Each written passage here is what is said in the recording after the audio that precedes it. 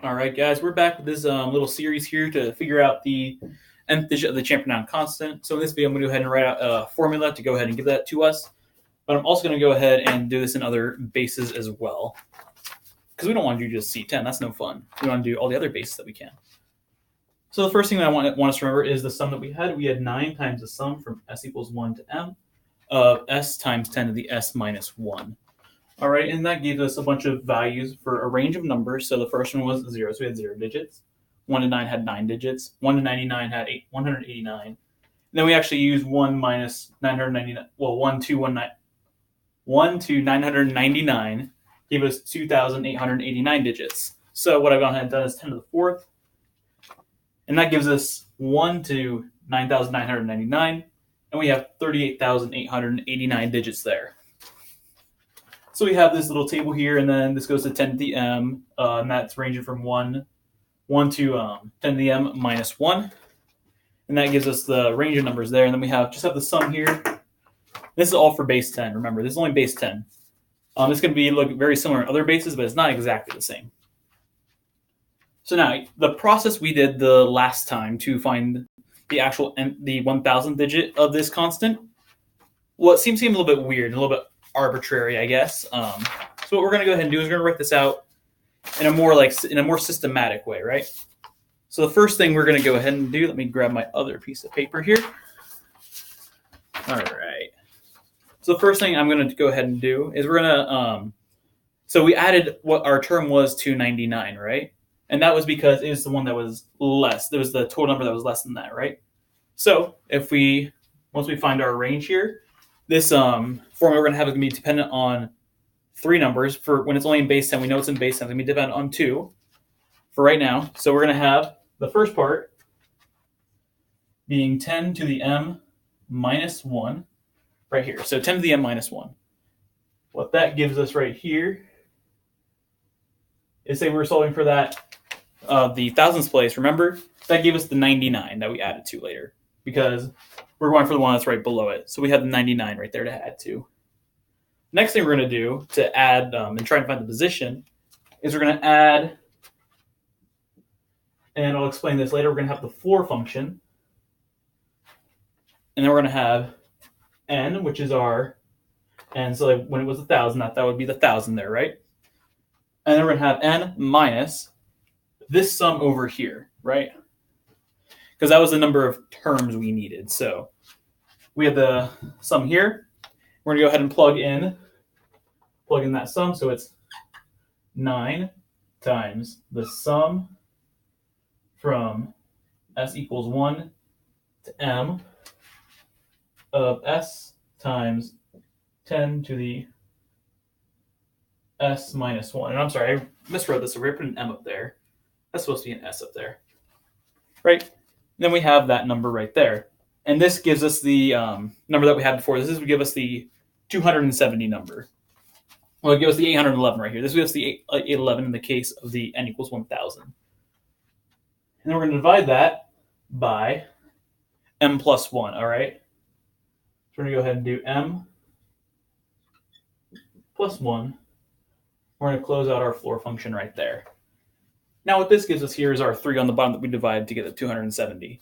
And what I've done here with the floor function is gotten rid of the decimal place that comes after that. So when you divide by the 3, we go ahead and we would actually get 270 and a third. So we'd have 0.3333 recurring. And we can use that to find the actual spot where we are, because it means we need a third of another term, which would just be that 3. But I prefer writing the floor so I know exactly where I am, how many I need to add, which is the 270 here onto the 99. And we're good to go. That's how I like to write it. You can leave it without the floor function, and that's fine. Because what I'm going to do is I'm going to actually do a mod as well. I'm going to find the remainder of this. And doing that, I'm going to go ahead and find how many more digits I need to add. So what I'm going to write is, where is that?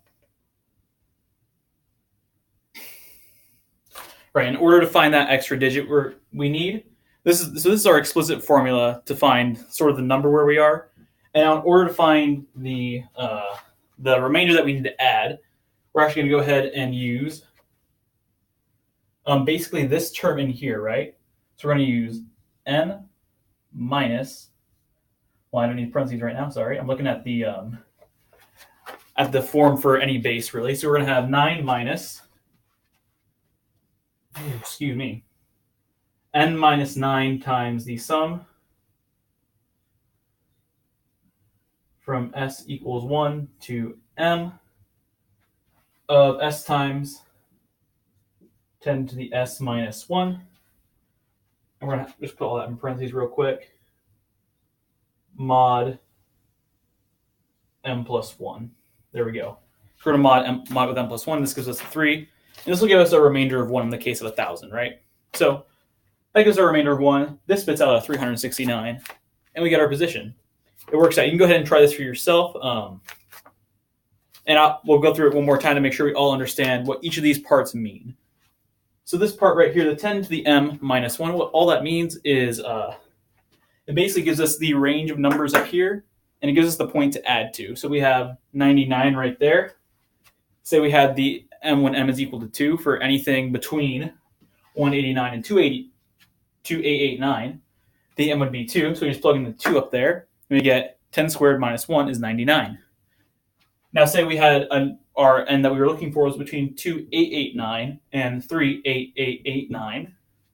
We'd plug in m equals 3, right? And then we would know it's a 4-digit number, and we'd plug in a 3 there. It gets divided by 4 in there, right? So that works. So that gives us 99. It could give us 999. It could give us any number of 9s, basically. And that's what we're looking for.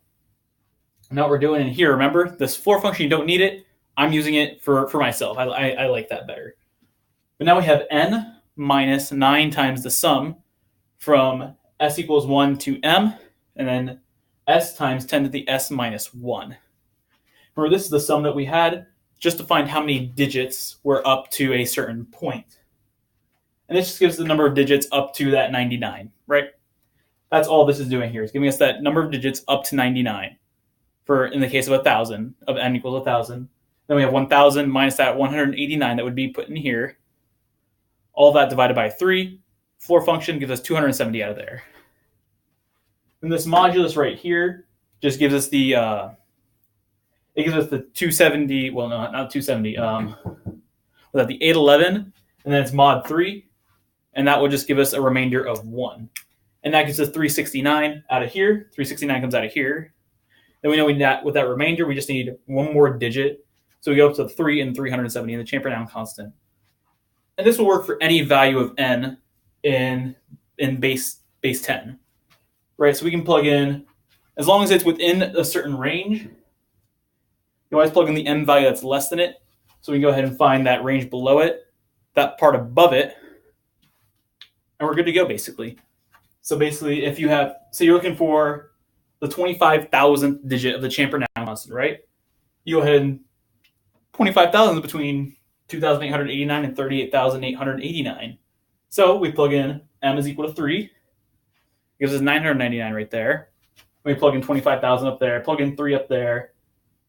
It will get 2,889 in this part. So it'll be 25,000 minus that over 3 plus 1, which will just give us the divided by 4.